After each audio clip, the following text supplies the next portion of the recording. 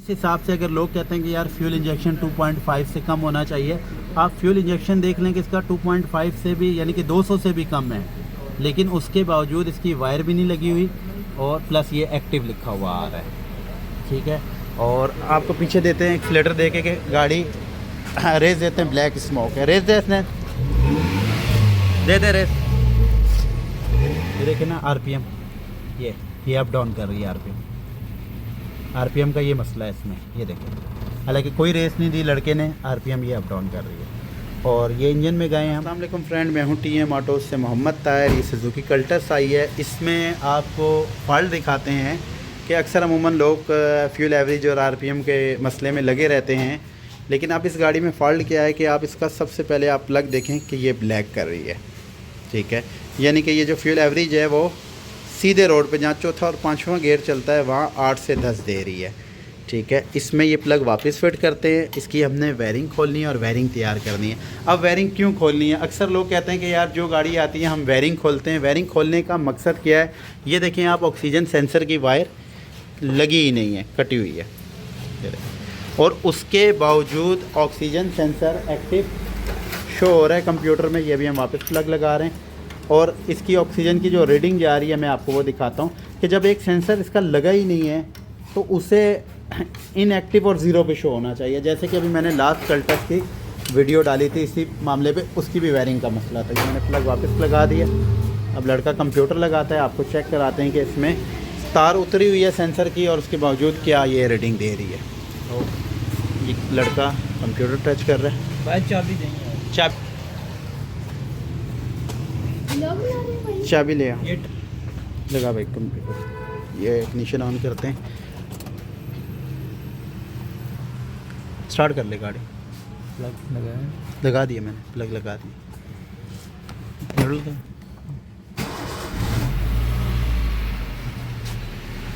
ये अभी आपको ये दिखा देते हैं कि इसमें जो हालांकि कंप्यूटर इसका अपना ही है। जैसे कि मैं दिखाता हूँ कि कल ये देखें ना आरपीएम, ये अप डाउन कर रही है आरपीएम का ये मसला है इसमें, ये देखें। हालांकि कोई रेस नहीं दी लड़के ने, आरपीएम ये अप डाउन कर रही है। और ये इंजन में गए हम। ठीक है, अगर इसमें कंप्यूटर चाइना का होता तो इंडियन लगा हुआ तो वो भी मैं आपको बताते हैं। अभी देखते हैं कि इसमें कंप्यूटर, ये देखें कल्टस लिखा आ गया, यानी कि कंप्यूटर अपना है इसका। ये हम गए हैं,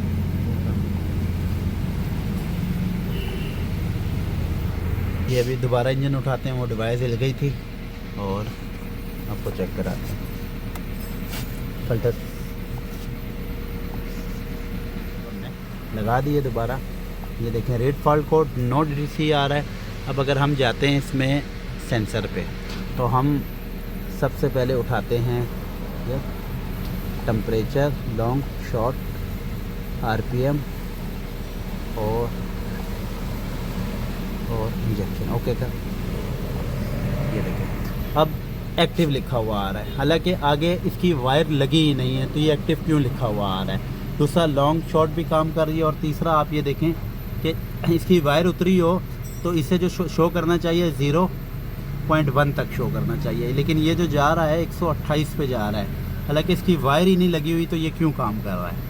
ठीक है, हालांकि इस हिसाब से अगर लोग कहते हैं कि यार फ्यूल इंजेक्शन 2.5 से कम होना चाहिए, आप फ्यूल इंजेक्शन देख लें कि इसका 2.5 से भी यानी कि 200 से भी कम है, लेकिन उसके बावजूद इसकी वायर भी नहीं लगी हुई और प्लस ये एक्टिव लिखा हुआ आ रहा है। ठीक है, और आपको पीछे देते हैं एक्सीलेटर दे के गाड़ी रेस देते हैं, ब्लैक स्मोक है, रेस दे इसने दे दे रेस और दे। ब्लैक स्मोक दे रही है गाड़ी। ठीक है, इस गाड़ी में शदीद कच्चा है और ब्लैक स्मोक है। हालांकि फ्यूल इंजेक्शन बहुत प्यारा है इस गाड़ी का, लेकिन ये देखिए सेंसर की वायरिंग नहीं लगी हुई, उसके बावजूद ये एक्टिव और ये चीज़ें शो करी। तो अब हम इसकी वायरिंग बाहर निकालते हैं और फिर इस पर काम करते हैं। अल्हम्दुलिल्लाह आज बारिश लगी हुई है और गाड़ी का काम करते हैं। फिर आपके साथ कल्टस की हमने वायरिंग बाहर निकाल ली है, ये वायरिंग है। अब इसमें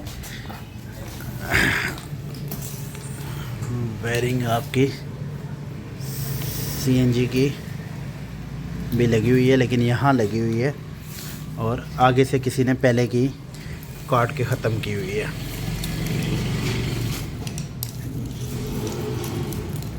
یہ گرپ آ گیا اس کا، تو اسے ہم پوری طرح پٹرول پہ تیار کریں گے گاڑی کو، پٹرول پہ، کیونکہ اس میں گیس ہے ہی نہیں۔ تو اس کی آکسیجن سینسر کی وائرنگ میں شارٹیج ہے اور سی این جی کی پوری ختم کریں گے، کیونکہ سی این جی دیکھیں اس میں کسی نے نکالی ہوئی ہے جڑ سے، ہے ہی نہیں سی این جی۔ وائرنگ ابھی ہم پٹرول پہ تیار کرتے ہیں اس کو۔ دوستوں یہ وائرنگ ساری چیک کر رہے ہیں ابھی ہم میٹر پہ، چیک کر کے اسے کمپلیٹ کر کے پھر ہم فٹنگ کریں گے کلٹس کی۔ یہ ساری تاریں چیک کر کے فٹنگ کریں گے، اور یہ سی این جی کی وائرنگ باہر نکال دی ہے جو اس کے کسی کام کی نہیں ہے۔ اب یہ وائرنگ ساری چیک کر کے اوکے کرو ٹیپنگ، وائرنگ کمپلیٹ کر دی ہے، بس ٹیپنگ کریں گے اور پھر فٹ کریں گے یہ کلٹس کی۔ کلٹس کی وائرنگ کمپلیٹ کر دی ہے، تیار کر دی ہے، اور اب ہم اسے فٹ کرتے ہیں، پھر آپ کے ساتھ ویڈیو شیئر کرتے ہیں۔ دوستوں کلٹس کی وائرنگ ہم نے فٹنگ کر دی اللہ کے حکم سے، اور اب آپ دیکھیں کہ یہ انیکٹیو آ گیا، لانگ ٹرم شارٹ ٹرم 0 اور یہ بھی 0۔ پہلے یہ 128 پہ تھا، کنیکشن نہیں لگا ہوا تھا، 128 بتا رہا تھا، یہ دو بھی ایکٹیو تھے، مثلا یہ بھی ریڈنگ ہے مائنس میں شو کر رہے تھے، اور یہ بھی ایکٹیو لکھا ہوا آ رہا تھا۔ تو اب اسے رکھ یہاں پہ لیا ٹیسٹر، جیسے کہ میں نے آپ کو ویڈیو میں بتایا، اس کو ہم جب پلس پہ لگا کے ٹیسٹر کا بلب ٹچ کریں گے تو یہ ایکٹیو ہوگا۔ یہ دیکھیں گے اب یہ ان ایکٹیو ہے، جیسے میں یہ بلب ٹچ کروں گا یہ دیکھیں ایکٹیو آ گیا ایکٹیو، لیکن دیکھیں یہ ایکٹیو آنے سے یہ 0 ہی شو کرے گا کیونکہ وہ تار ہی نہیں لگی ہوئی، ٹھیک ہے۔ اب یہ کچھ سیکنڈ بعد ان ایکٹیو ہو جائے گا، ہو گیا، ٹھیک ہے، وہ کنیکشن نہیں لگا ہوا۔ اب میں یہ اپنی جگہ پہ لگاؤں گا، یہ لگاؤ کنیکشن، یہ سینسر سے لگاتے ہیں تار، اور جیسے ہی تقریباً 80+ ٹمپریچر جاتا ہے تو یہ ایکٹیو ہوتا ہے۔ یہ دیکھیں لگاتے ہی آ گیا، ٹھیک ہے۔ پہلے کنیکشن اترا ہوا تھا تو 128 پہ بتا رہا تھا، یہ اب لگتے ہی آ گیا، یعنی کہ اس کا مطلب یہ کہ الحمدللہ آپ کا سینسر ٹھیک ہے۔ اب یہ دیکھیں گے کہ یہ ایکٹیو کرتا ہے یا نہیں، ٹھیک ہے۔ ٹمپریچر تھوڑا بعض گاڑیوں میں 92 کے بعد جا کے ایکٹیو ہوتا ہے، لازمی نہیں ہے کہ 85 پہ ہو۔ اب ہم اس گاڑی کو تھوڑا سا گرم کریں گے اور دیکھیں گے کہ یہ ایکٹیو ہوتا ہے۔ ہاں دوستوں یہ جیسے ایکسیلیٹر دیا ہے یہ ایکٹیو ہو گیا ہے، ٹھیک ہے۔ اب یہ الحمدللہ ان کا سینسر ٹھیک تھا، صرف کنیکشن نہیں تھے اور وائرنگ شارٹ تھے۔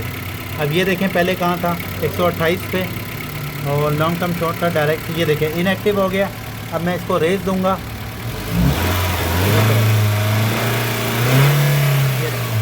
ایکٹیو ہو گیا، ریز دیں گے۔ تو دوستوں اس میں وائرنگ کا مسئلہ تھا جس کی وجہ سے یہ آپ کا آکسیجن سینسر کام نہیں کر رہا تھا اور گاڑی کچا اسمیل پٹرول کی تباہی مچا رہی تھی۔ اب الحمدللہ گاڑی اپنی جگہ پہ آ گئی۔ اس کی وجہ سے کسی نے اس کا ریٹرن پائپ کو دبا کے فیول کو اور کم کیا ہوا تھا، وہ بھی ہم نے اپنی جگہ پہ کر دیا، اور یہ سب کچھ ہے۔ تو جب بھی اس میں کام کمپلیٹ کیا کریں اس میں ایک چیز لازمی چیک کر لیا کریں، آٹو فین 98 ڈگری پہ چلتا ہے۔ اب دیکھتے ہیں کہ ہم 98 ڈگری پہ چلتا ہے نہیں، یہ دیکھیں یہ پھر ان ایکٹیو ہو گیا، پھر ریس دوں گا میں، پھر یہ اس طرح کام کرتا ہے۔ اب الحمدللہ اللہ کے حکم سے یہ سی این جی کی وائرنگ ساری ہم نے نکال دی تھی اور گاڑی کمپلیٹ ہے اللہ کے حکم سے۔ تو جب آپ کو آکسیجن سینسر ایکٹیو نہیں ہوگا تو آر پی ایم یہ سارے مسئلے رہیں گے۔ اب آر پی ایم اس کا میں چیک کرتا ہوں، جو پہلے سٹارٹ کرتے ہوئے اپ ڈاؤن ہو رہا تھا۔